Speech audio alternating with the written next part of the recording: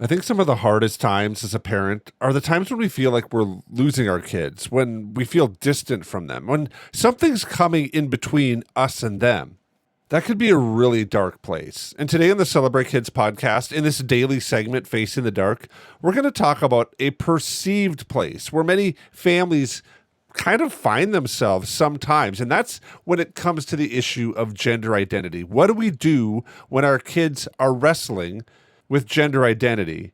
And what happens when things like the state or even culture steps in between us and takes over our responsibility and role and maybe even privilege to guide our kids to think well in who they are? So let's turn now to Dr. Kathy Cook. Don't be afraid of the dark. Be careful with stars. Not every light is gonna guide you, baby. Not every light is gonna guide you. So, Dr. Kathy, last year, 22 states across the United States banned so-called gender-affirming care for minors.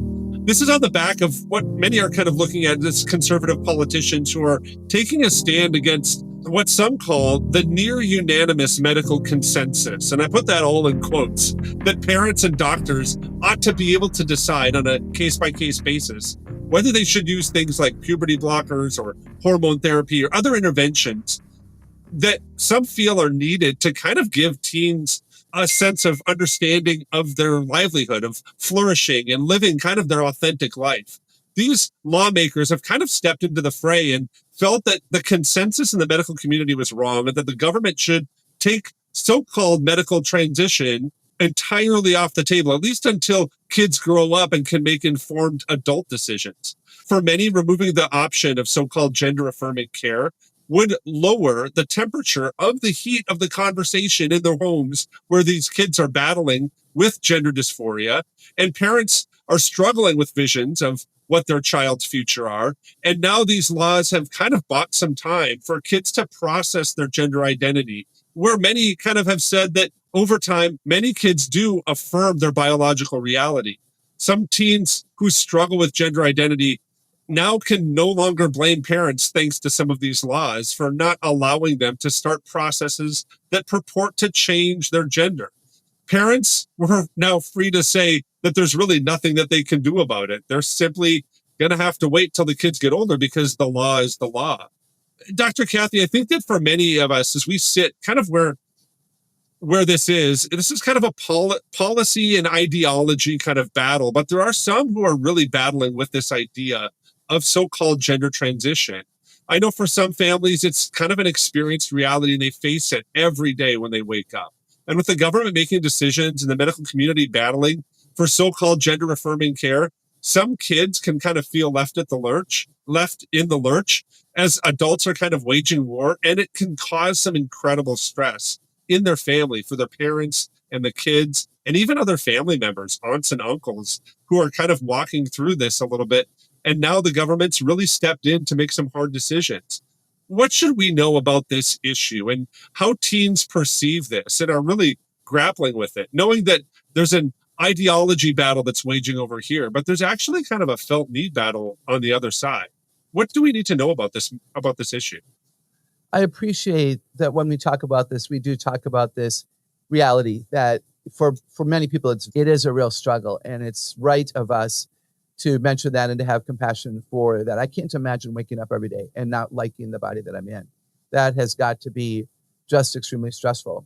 I also want to say that I really like that our position here that you make very clear is that it is so-called gender transition. I really appreciate that you have always put the adjective phrase so-called in front of so-called gender-affirming care, because we do have real concerns for this. I am a fan of this idea that the children would be really forced to wait because the data is becoming clearer and clearer that the vast majority of children who become adolescents without any medical intervention will change their mind. They will come back around and think back to us. Anybody listening will think of a time in a day and a space when they did not like their bodies. It happens to everybody. But back before this was an option, we lived through it and got over it and were distracted by something else and became comfortable in our own skin through a variety of systems, or maybe we never did, but we still didn't ruin our lives with really tragic, irreversible decisions. So I'm glad it's happening, although as we often say here, there is a part of me that wishes the government would get out of our business, because I really do wish that families would be able to lead their families, or parents would be able to lead, their children. You know what, Wayne? It's an authority issue, right?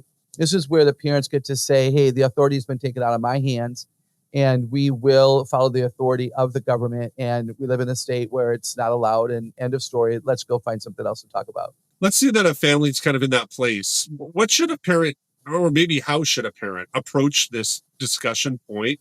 I think the society wants to kind of put it out there that the kids are now facing this battle alone, that the parents don't understand, they don't get their child, and the child is now kind of sitting here really on their own in an island, and it's really unfair for the kids. How do we as kind of parents, and maybe even other people in the community or family members, walk through this with kids who are struggling with this? One thing that I think of is all of the myths that way too many young people are believing today, that boys can't enjoy cooking.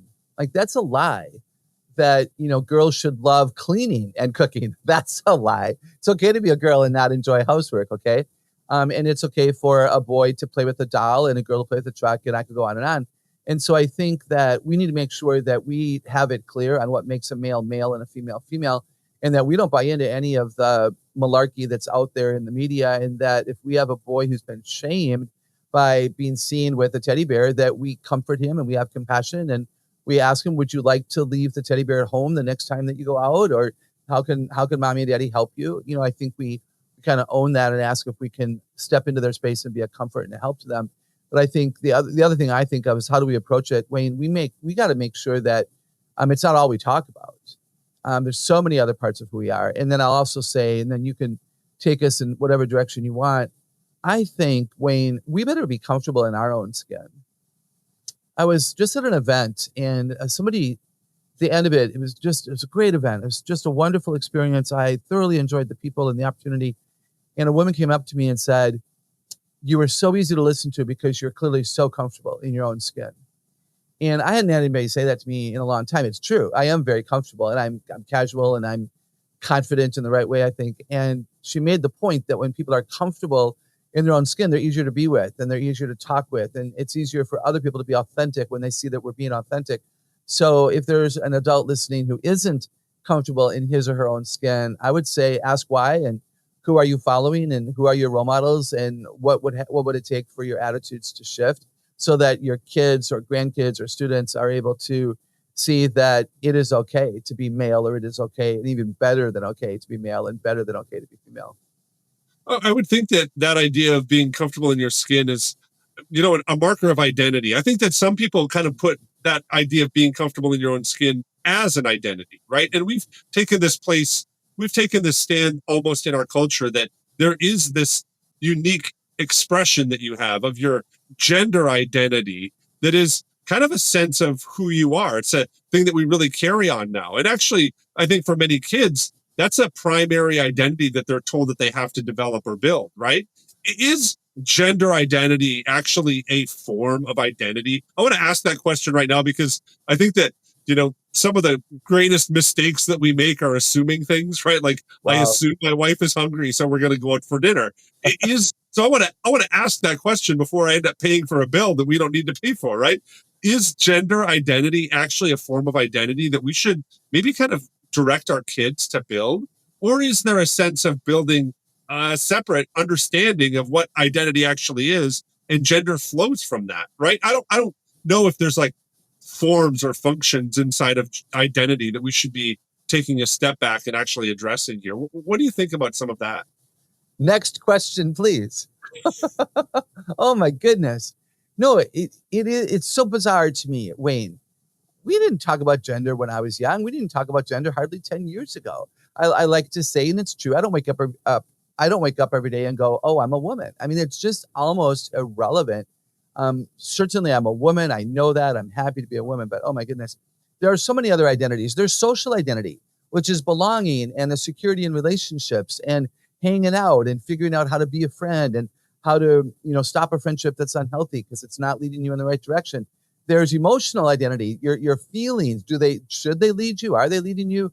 What other feelings would you love to have more of? How would you discover contentment and joy if you don't feel like you're in that space? There's intellectual identity. What are you doing intellectually? Are you an excellent mathematician? Do you enjoy scientific problem solving? So things like the eclipse are just amazing to you. And then there's spiritual identity. Do you worship with integrity and truth? And what's the evidence you love the Lord? And have you become closer to Jesus? A question somebody asked me the other day, if you wrote down the prayers you've prayed the last 30 days, how would they have affected the world? Whoa, challenging question. So what is your spiritual identity? These are the things we should be talking with our kids about. Spiritual, emotional, social, and intellectual identity. Then there is physical identity. There is appearance, and that would include gender. It is at the athletic, artistic kinds of physical identities as well. Can you shoot layups with both the right and left hand? And there's things like health. There's physical health. So I guess I'd put gender in that physical category. And again, I know it's not irrelevant, but oh my goodness, it's been blown out of proportion. And my fear is that so many parents, educators, and grandparents, those who love kids well, are talking so much about gender, concerned about gender, praying about gender, asking the kids if they're comfortable in their gender, ignoring everything else. And that's why gender is being pushed to the forefront. And it's damaging to do that. So what if we took that idea of gender identity and rather we shifted a little bit, even in our thinking, to maybe a little bit more around like gender confidence? How can we build probably what I would say is kind of gender confidence for our kids? Maybe they don't need a gender identity. They just need to be confident in what gender they are. What are some practical things that we could do with that today? I love that. Love that phrase. And like I said before, I think making sure that boys who like helping mom in the kitchen know that that's okay. So their dad needs to be seen helping in the kitchen. Maybe dad grills, and that's great. Maybe dad could also be seen washing and drying the dishes. And I'm sure many dads do that, praise the Lord. I think, for girls to discover that they can be truck drivers if all they've ever seen is a guy who drives a truck. So what do we talk about? Who do we model? And I think introducing them through biographies and autobiographies, or maybe TED Talks and, good YouTube videos to people who have alternative careers that you might not think originally might have been, if you will, male or female. Just the other day, I flew from Fort Worth to Colorado Springs and had a female pilot. And there was a guy in the seat next to me, and he was like stunned that the woman's voice, that she acknowledged herself as the pilot. I'm like, we're living in 2024. Like, why is that surprising to you that our plane would have a female pilot? And it was appalling to me that he didn't realize or didn't think that that was appropriate. We got to get better at this. As Dr. Kathy was talking, I was reminded of a passage that comes out of 1 Peter chapter 2, and I'm going to begin reading at verse 9. But you are a chosen people, a royal priesthood, a holy nation, God's special possession, that you may declare the praises of him who called you out of darkness into his wonderful light. Once you were not a people, but now you are the people of God. Once you had not received mercy, but now you have received mercy.